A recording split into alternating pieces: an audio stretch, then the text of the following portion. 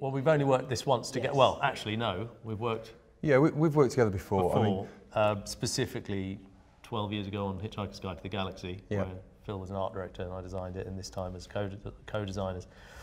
And obviously, we've taken different paths. So, I mean, I've been designing probably for, I think it's about 21 years or 22 years. I'm always attracted to things that were part of what I started doing, which involved VFX and puppets and weird stuff that have huge challenges to them, rather than you just go in and, you know, that's going to be an easy one. I think that's the start point. So when I see a project, if it's really complicated, I'm usually drawn to it and then regret every bit of being drawn to it from that point on until it's finished, and then miss it terribly. So this was an opportunity for me to break away briefly from art directing. I normally, by day, I'm an art director on films at the moment. And Joel very kindly offered me, in a moment where the project I was working on went down, he offered me the chance to collaborate with him on this, which was great. And the starting point for me, I guess, was reading the script. And I'd heard for a couple of years from Joel and his business partner, Dan, how fantastic these scripts were, these Black Mirror scripts. Read the script, and it sounds sort of sycophantic, but it genuinely was the best thing I've had a chance to read in a long time. Being able to collaborate with Joel was great, and it was kind of being welcomed to a family, so as a sort of introduction to designing something like this, it was fantastic. On Black Mirror, I think what I've done over the years is one of the setups for me to be able to be part of the Black Mirror creative process, from the title sequence to the VFX to the design of the shows, was the acceptance that directors are going to come and go, and therefore I needed to engage in really good talent and cast brilliant talent to collaborate with through each film. A big percentage I did without a collaborator, and a big, you know, that's kind of it's probably a 60-40 split. So I cast very carefully people I liked, people who had brilliant talents in their areas, art directors, supervising art directors who are just unbelievable in specific genre, or just were clearly talents that needed to break out, or designers who were already broken out and were just going to be brilliant to have fun to play with on Black Mirror. And so when I've been kind of teasing with Phil to try and get him on board for a while, and so yeah, this was brilliant for us to collaborate. I think there's so many different routes. I meet so many different designers. I meet art directors who never break out of art directing, and I meet designers who have come from art and architecture and all different routes. And then there's so many different ways in, and it's so busy with the kind of contemporary, with the situation we're in now with television. It's so busy, and there was a kind of big wall promotion thing going on. And one of the things with Phil, for instance, is, you know, you see people going up the ranks quickly now, and say with our relationship, it wasn't about a promotion, it was actually just he's brilliant, so I wanted him on with me working on the show. But what I would say to people is, for an aspiring designer, the one thing I say is think about the bigger picture. Never be a woman or a man who's trained and ends up putting a chair in the middle of a studio that's green, and you don't know what the world around that chair is. So number one, design entirely every building from the floor to the sky. Never do the first floor and let a VFX company look after the rest of it. Always look at it as the big picture, even if you're only doing your small bit in camera. And never tell a designer that you're a designer. So when you graduate as a production designer, for instance, never put production designer on your CV, because and so the key is every designer wants a whole team of designers working with them, but they never want them all to be called designers, ultimately. I got Phil in as early as I could. In fact, we were working together on the show before Toby Haynes, so before the director was there. Phil understands this genre brilliantly. I mean, we've done spaceships together before. Mm-hmm. And we know each other very well, and I think there's no ego between us, I'd like to think, because we're friends, and so there was no complexity on that level. We'd actually started building the set before Toby started the project as well. I don't know how that feels for a director walking into that situation, but it certainly hasn't happened that way for me working on other projects, and it meant that from that particular episode of Black Mirror, this point of view, we could put a lot of production value into the episode. And I think if we'd have wound the clock down, if you like, and had to and go through a more sort of protracted development period, which is common and understandable for lots of reasons, we wouldn't have been able to achieve the look of many of the sets and locations that we worked on. So it meant we could navigate that sort of stuff. And at the beginning of the project, Joel creates mood boards for every episode, even if, I think it's fair to say, if you're not sure how much involvement he's going to have directly, because then he can kind of get a shape of the show. He knows who he's got to sort of bring in to help design an episode or whatever. Yeah, there's tone setting processes I go through on the show. I've gone through with Charlie and Annabelle. So often when they're casting for a director, there's a kind of quite considered lookbook, kind of a whole tone created with the script. They're done together, hand in hand. And I'd work with Charlie through the development of a treatment to script as we pushed the tone. So the whole thing was put together as people started coming in the process. We were already way ahead of the curve. And like Phil said, in this instance, we were at Twickenham Studios. It was brilliant. Other instances, I'm having to fly out somewhere many times and then leave someone in charge and fly back, having set the tone and just hope that it all starts to carry on in the way it was made in the first instance. The tone, the tone doesn't start to shift just by someone putting it. Hey, I've got a good idea, and as soon as I've left. And in this one, it was more fun. We're building sets in the studio in London, so actually it was a bit more of a joyful ride because we could control it a little bit more. Try and look at the interior of the ship, knowing that our biggest complexity on a TV show, less a movie, but a TV show with a budget, was going to be building something that both of us were going to think was acceptable to our standards. Are quite high actually, and our taste levels are quite specific.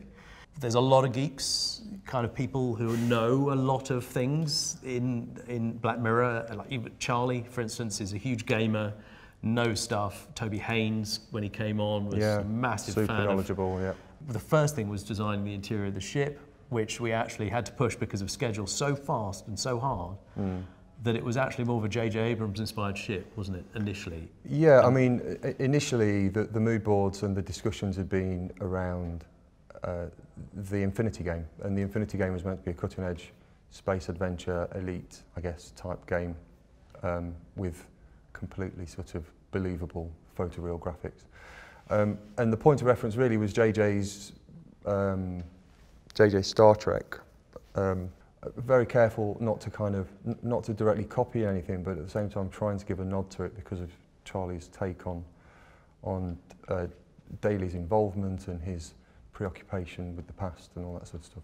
And actually what happened, so we pushed on very hard, and both our experience of working on those sets before dictates that we know that some of those finishes and the processes we need to go through to achieve those finishes require a lead time. So if we've got to send pieces of scenery away to be CNC milled two-dimensionally or three-dimensionally, there's a lead time, and then we need to get it back, and it needs to be hard-coated or moulded and then painted. And so you kind of work back out of that, and from the moment you start, you realise you've perhaps got your 14 weeks from shooting, but you've got 2 weeks to draw up any elements of your set that you want to get drawn that way. So the approval process becomes contracted, super important, and furious. So we were trying to get illustrations out. We had a group of really talented illustrators jump on board and help us navigate the look, and they've got experience with the look as well. So for the sort of the common tech, although I guess Joel plays with it every time there's a script and there's a kind of discussion with Charlie and they want to tweak it, there's a common language. At a point in the process, Charlie wanted to sort of have a nostalgic feel to the He front came in end. with a great idea, didn't he? And the thing is, Phil and I were like, oh, and that great idea. Suddenly we're like, hey guys, we'd already started making the set, I think. Yeah, got an idea. maybe, yeah. I think we were just kicking in, and it was like, I've got an idea, we can make the set cheaper. And we were like, we're going to go to the 70s tone, or the 60s tone, and we were like, oh my God, it's going to look like we can't design sets, and like this is going to look terrible. And so it kind of swayed, the pendulum swayed in design a little bit. And ultimately what we finally worked out was it was going to go there, go here, and then end here. And so that the set itself was going to have to transform from a kind of nostalgic reality of something you'd have on a DVD in an old format on television back in the 60s, 70s, through to playing out as a real world environment but still in that tone of a slightly old-style TV show, moving up to the J.J. Abrams TV show. And we had to make a set that incorporated all of those things. Luckily, we weren't just scrapping what we were doing and starting from scratch with a crap set. We were able to make a great set that we kind of downgraded slightly and took into a kind of slightly nostalgic period feeling in colours and tone. And then we realised actually it meant we'd have to provide 2 sets, and the final set was the high-end, hard to finish, difficult sort of look potentially if we were still trying to match the great sort of Star Trek movies. That meant the last couple of minutes of the movie were the expensive bit from our point of view, but what we couldn't afford to do was dumb that section of the movie down, because we wouldn't then validate the process we'd been through for the last 55 minutes watching this sort of 60s TV show. So luckily it stayed on track. So we got everything. We got to, because I think Phil, we discussed it earlier, Phil was worried, like, if somebody starts watching that Black Mirror episode and they don't really know Black Mirror, and you always have to take a view that you never know where someone's going to start watching the show.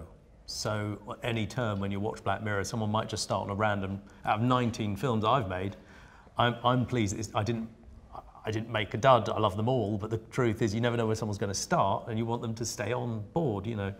And I remember the discussion was like, will someone just go, what's this, and turn it over?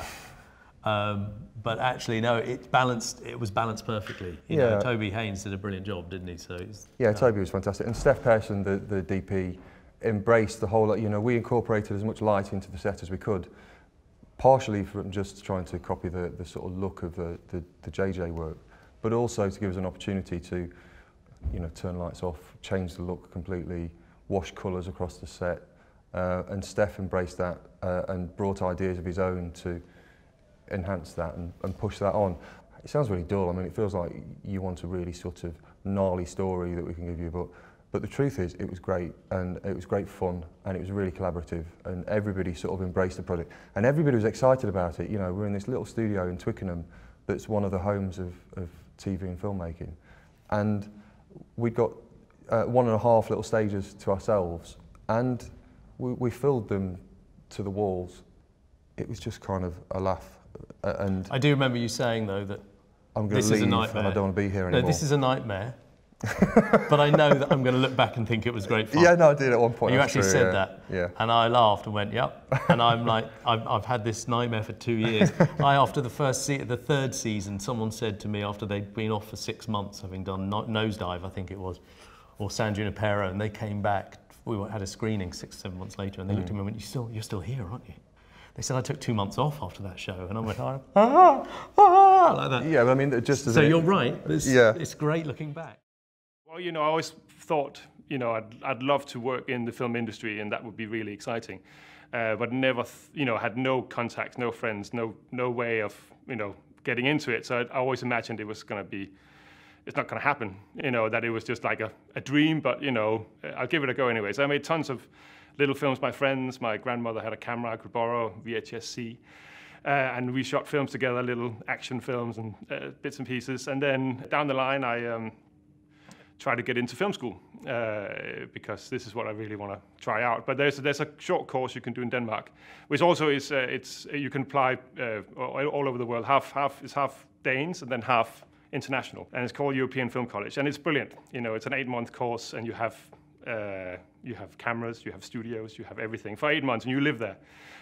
So I got into that. There's 100 students a year, and I suddenly found out that I wasn't. I always thought that if I ever got into the film industry, that I'd be really bad at it. You know, that I wasn't. You know, that everybody knew more than me. And then trying out that course, I suddenly realized that no, you know, I actually know as much as the rest of these guys. You know, so why can't I pursue this further? And so I did the 8 months, and then thought I'll give this a go, carry on, and then you know really try hard for film school. So I got in and I tried to just get a job in film production as a runner, as you know, different types of jobs that you can get, and ended up doing lighting. So a spark, you know, setting up the lamps, that kind of stuff, and then moved my way up to gaffer, but always with the aim of to become a cinematographer myself. And during that process, I then ended up shooting lots of short films, no budget short films. And then that gave me the chance to get into film school. You have to be very adaptable when you work in TV drama. I think every drama always will very often require its own style, its own pace. So I always try to find that. Sometimes it depends what kind of program you're working on, and also sometimes you're setting it up, and then you're allowed to sort of set the style, set the mood, set the tempo. But other times you are maybe doing a second block or a second series of an existing show.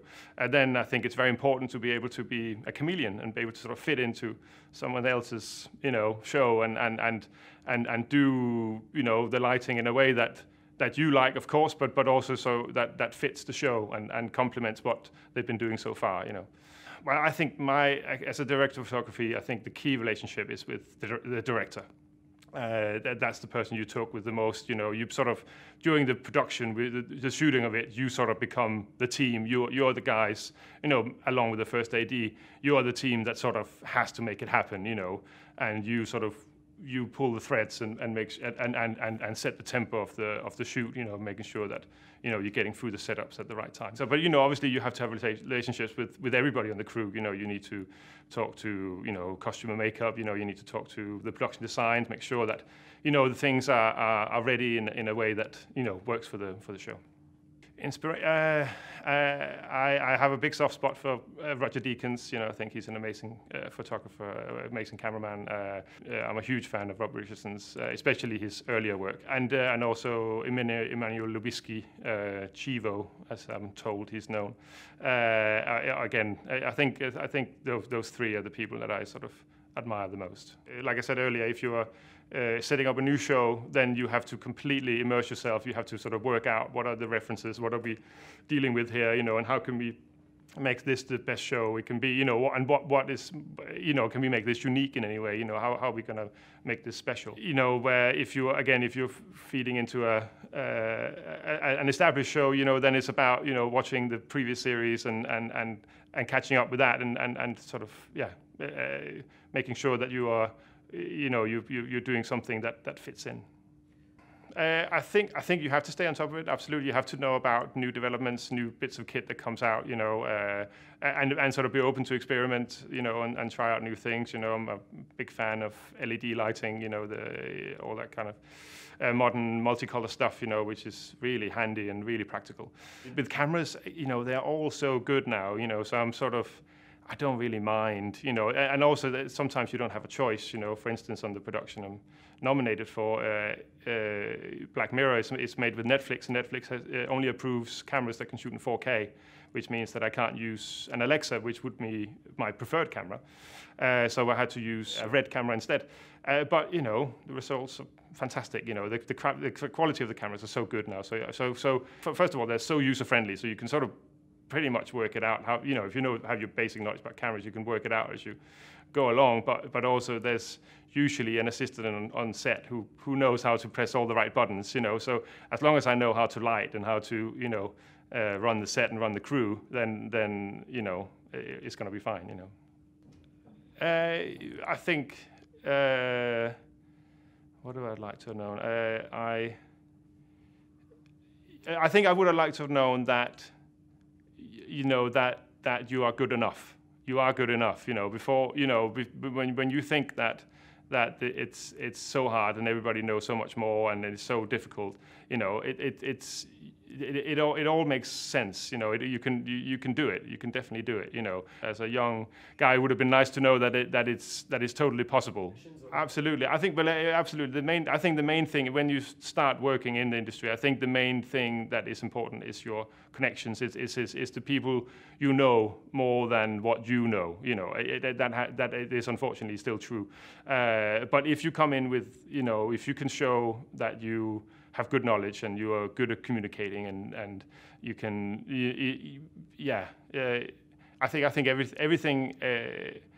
everything's possible, if you have enough belief. Yeah. The production for USS Callister was we shot for 4 weeks and we prepped 4 weeks before that. But obviously the production design, started way before that. The spaceship took probably 2.5 months to build. So 4 weeks in December, where we sort of prepped it, and we went to, there wasn't that many recce's because it was a set. Where we did find an office, and we found a flat, and we found a deserted planet, which was Lanzarote. So prep mainly consisted of doing lots of storyboards and working out the visual approach to the film. So we had probably 7 people in the camera department, 3 in the grip department, and then I think there was 6 in the lighting department. For Yusuf Callister, it was very much Star Trek, but it was all the different iterations of Star Trek. So it was classic Star Trek. It was the the classic series. Then it was the films. The classic films with Shatner, and it was and then of course the new J.J. Abrams versions of Star Trek as well. But that was sort of in the script already. It was sort of implied that this was the kind of thing that we were dealing with. Yeah, so that was our main inspirations. But funnily enough, we sort of struggled when we started out trying to put it together. We had the opening scene, which ended up being 4:3 and very sort of classic Star Trek. We weren't sure how to do it because also we were worried it was going to be too boring and too, we should have this exciting. We were thinking we was going to shoot it with steady cams, we were going to run around and flares and all sorts of crazy stuff. And we sort of ended up sort of just landing on, no, I think it's cheesy. It has to be cheesy, and then let's just go all the way. Let's just, with love, make it like, the first couple of series of Star Trek. I think I sort of enjoyed the spaceship in the offline mode. I sort of enjoy it when Nanette arrives at the spaceship for the first time, not sure what's going on, and it's this alien place, and she sort of walks around in these, deserted corridors and trying to puzzle out what this is. And I thought that sequence worked very well. We planned it well, and I think it turned out really well too.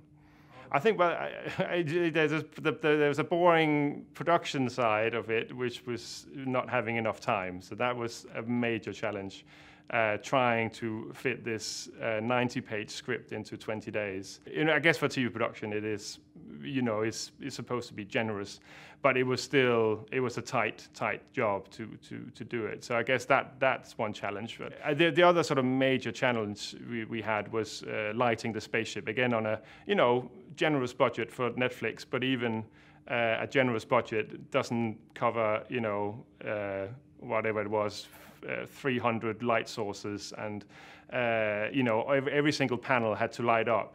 Basically the art department cut a lot of holes in the set and said, this is where the lights go, and you take over now, Stephan. So me and the gaffer Mel, we've sort of had to come up with some clever plans to make that happen within our budget limitations. Black Mirror has an extremely sort of high legacy. They made some amazing shows, and I watched some before.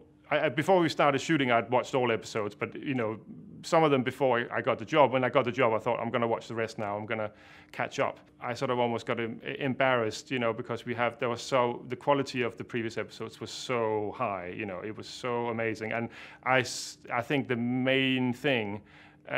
My thoughts of making this was just don't screw it up, just try to make it as good as the other guys, because you can't be the dot one. This was my first time working with anamorphic lenses, and I think that was a great joy to try out. Those type of lenses are trickier to work with, but the results are spectacular. So I think that was something that I brought straight onto my next job, which I also shot anamorphic. The main difference between anamorphic and a spherical lens is that anamorphic sort of squeezes the image into you have a 4:3 chip, and you get a wide image, and it's sort of the anamorphic lens squeezes it together. But because it has to have this extra sort of glass element, it means that your close focus is much further away, so you have to use diopters much more to sort of get the focus closer. The T-stop is a lot higher, so you need a lot more light. when you work on those lenses. And then there's other, but what you get with it is you get some of these sort of classic, beautiful artifacts that you've seen from all your favorite 70s movies, you know, that look fantastic. At some point, I'd like to work on a large, you know, a large film scale production. You know, that I think that is the dream. I don't think there's a particular job or genre. I've done so many now. You know, I've done fantasy, comedy. You know, I've sort of covered it. I think what's most important to me is just that that is variety. That the next job is something new and something fresh and something I haven't done before.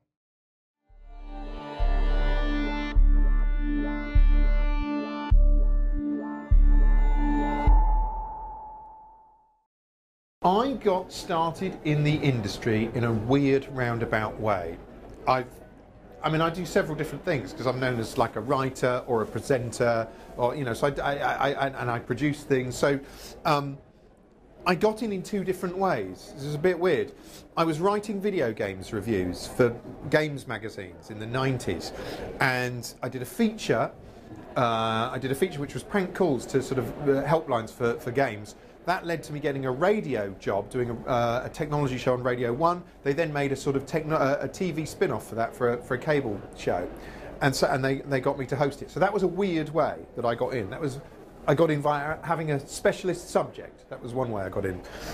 At the same time, I started doing a sort of comedy website called TV Go Home, where I was writing anonymously parodies of TV shows, and that started catching on. People started looking at it. I guess a sod would say it went viral, like that. But that was basically what happened. And I started getting offers of work, writing work, through that. So, so that was 2 different things I did. I've been influenced by lots of things. I mean, I used to watch... When I was a kid, I used to sort of almost be forced to watch things like Monty Python, which they were repeating then, and I loved things like the Kenny Everett Show when I was really young, and the young ones, things that broke the fourth wall, comedies, sort of anarchic feeling comedies that were aware they were television programs, if you see what I mean. I always really loved things like that. In terms of films, I always really liked dystopian sort of... When I was a teenager, I loved things like RoboCop. And so anything that painted a depressing, blackly comic vision of the future I liked, which is probably why I ended up doing Black Mirror, actually, because that was basically what that was.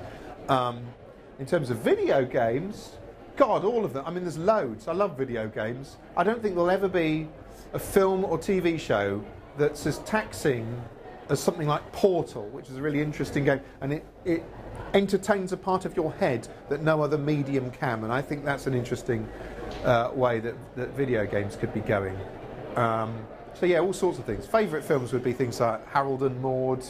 God, what else? The Python films I think are great. Oh, there's loads.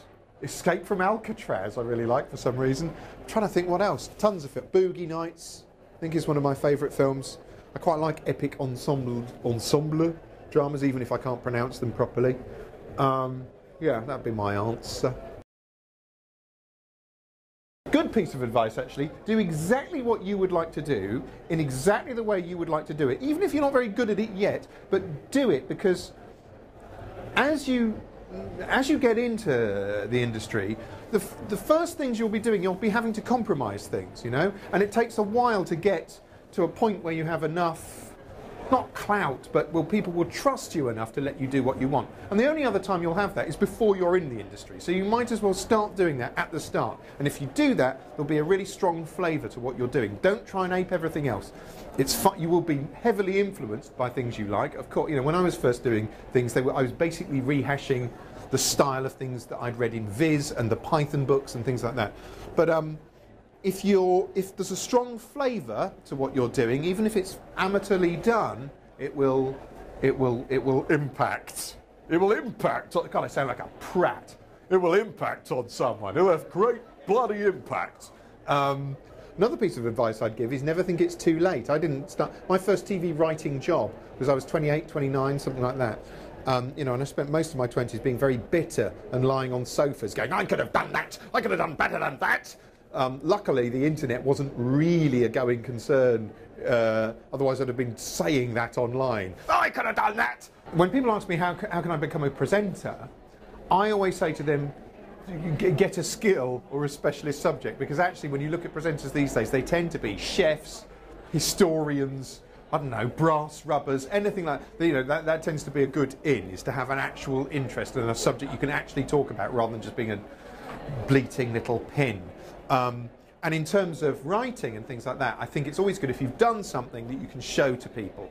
So what I was doing, quite by accident, it wasn't a sort of career move, I was just doing it kind of to amuse myself, but it meant that I built up a portfolio of work. I was doing something simple that I was updating regularly, and that's the other thing I always say to people. Think of something simple you can do that shows off your talent, update it regularly, and you've got something, you can show it to people. Because people in TV, they're always looking for nice, great, new, original things. It's very hard to find them.